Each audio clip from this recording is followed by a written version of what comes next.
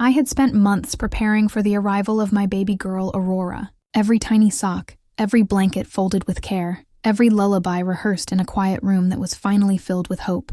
After years of fertility struggles and 2 heartbreaking miscarriages, I believed the universe was finally being kind to me. And when Aurora was born, she was perfect. She had my dimples, her father's bright eyes, and a laugh that sounded like wind chimes in spring. She brought light back into my life, and for a brief moment I felt whole again. But fate, as cruel as it can be, had other plans. Aurora was only 6 months old when she fell seriously ill. It started as a fever, something doctors initially dismissed, but it escalated quickly. Within days, she was in the ICU. Machines beeping, nurses rushing, prayers whispered in the waiting room. I stayed by her side every second, singing to her, reading stories, holding her little hand as if I could anchor her to this world with my love. But on the 7th day, just as the morning sun was breaking through the hospital blinds, her tiny heart stopped. She was gone. The pain was indescribable. I didn't eat, didn't sleep. My world collapsed. I expected my family to rally around me. I needed them more than ever. My brother Jordan called once, just once. My parents, who had promised to fly in to support me,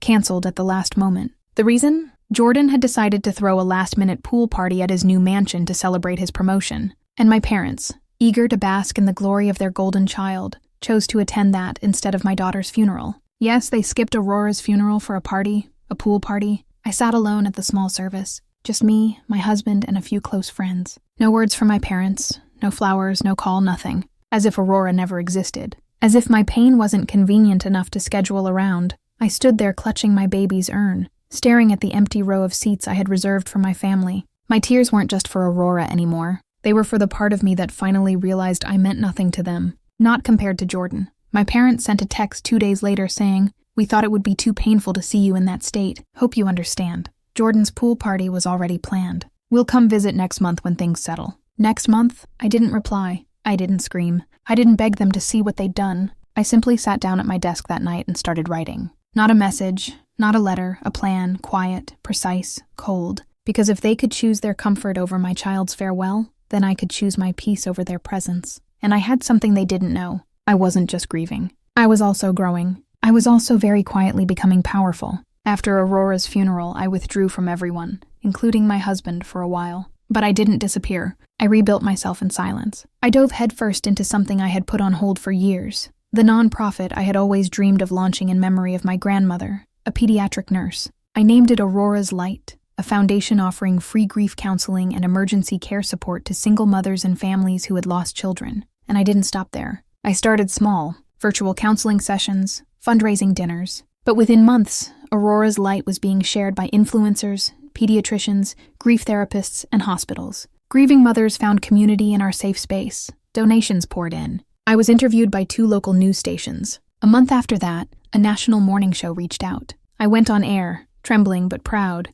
and told the story of Aurora. Not the tragedy, but the spark she left behind. What my parents didn't know was that during those silent months, I'd also inherited something else. Something they had long forgotten. My great-aunt Lillian had passed away quietly 2 years ago. She had no children of her own, and we were close, closer than I ever let on. She left me her entire estate, a massive trust, properties, stocks. I hadn't touched a cent of it until the day I saw a tagged Instagram photo of my parents lounging poolside at Jordan's mansion, holding glasses of champagne. The caption, "Celebrating family, only the best ones, of course." That was the moment I snapped. I used part of the inheritance to hire a private investigator, not to dig dirt, but to research property, specifically the private resort frequently rented for family gatherings. The same one where my parents were photographed last year for Christmas, a celebration I hadn't been invited to. I bought it quietly through a shell company. Then I waited. 4 months later, Jordan sent out family invites to his biggest bash yet, a luxury summer weekend at that same resort,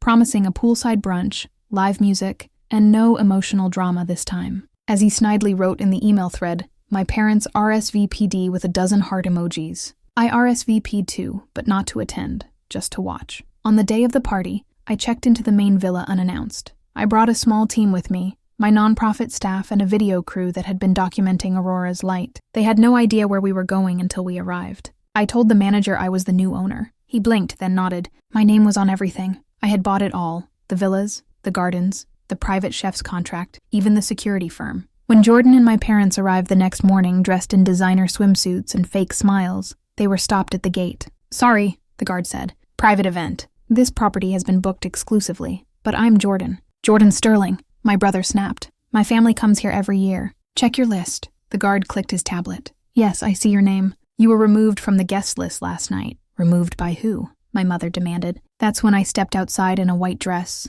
calm, silent. Behind me, my staff carried boxes labeled Aurora's Light. The video crew began filming, catching the stunned expressions on their faces. I removed you, I said, looking them in the eye. You weren't invited to Aurora's funeral, so I thought it was fair. My mother blinked. You bought this place? No, I replied. I own this place. They tried to argue, of course. My father yelled. Jordan laughed bitterly, but the guards escorted them off the property gently as I watched in silence. As they left, I handed each of them a card. It read, "This weekend was meant to be family only. You made it clear I don't belong in yours, so I made one of my own." That night, I held a candlelit event on the resort lawn. Dozens of mothers and fathers who had lost their children gathered under the stars. We shared stories. We cried. We healed. And I realized I had never truly lost Aurora. She was everywhere in the stars, in the kindness, in every quiet act of courage I had taken to rebuild my life without the people who failed me. I didn't need their apology. I had built something stronger than their approval. In the weeks after the pool party incident, the fallout was exactly what I expected, and more brutal than even I had planned. My brother Jordan tried to save face online, posting cryptic messages about betrayal and people forgetting who helped them rise. But screenshots of his tacky poolside captions were already circulating side by side with videos of my emotional Aurora's Light event. Public sympathy shifted. Sponsors backed out of Jordan's business events. His brand took a hit, and when he tried to throw another party at a different venue the following month, he was told they were fully booked. As for my parents, their phones went silent. For once, they had nothing to say. No apology, no outrage, just stunned silence. I thought that would be the end of it. And honestly, I was fine with that until one rainy afternoon. I got a letter in the mail. It wasn't handwritten. It wasn't emotional. It was a formal typed document from my parents' lawyer. They were asking for a meeting, not to apologize, not to reconnect, but to ask for help, financial help. They were in debt badly. Apparently, after years of lavish vacations, constant spending on Jordan's business, and multiple remortgages on their home, they were facing foreclosure. And the biggest twist, the house they were about to lose was in my name. You see, years ago, when I was 21, my father had put the deed under my name to avoid a tax issue. He never told me until I dug through legal files during my nonprofit's expansion. That detail had long slipped his mind, so I had a choice. I could sell the house or save it or take it back. I didn't do any of those things right away. Instead, I asked them to meet me face to face. They arrived at my office looking pale, humiliated, and years older than I remembered. My mother wore sunglasses indoors. My father stared at the floor. Jordan wasn't with them. He had apparently distanced himself to focus on rebranding. I didn't offer them water. I didn't smile. I slid a single sheet of paper across the table. "What's this?" my mom whispered. "A letter," I replied. "It says, 'I forgive you, but I no longer owe you anything.' And at the bottom is a transfer of property rights." They looked up in confusion. "You're giving the house back?" my father asked. I shook my head. "Number? I'm donating it." "To who?" "To Aurora's Light," I said simply. "It's going to become a grief retreat for parents who've lost children and have nowhere to go. It'll be a space of peace, healing, safety, not shame," my mother gasped. "You can't do that. That's our home." "No," I said softly. "It never was. You made sure of that the day you chose a party over your granddaughter's funeral." They broke down. Finally, tears, real ones. But I didn't get up. I didn't comfort them. I let the silence sit. I let them feel what I had felt that day. Emptiness, loneliness, rejection.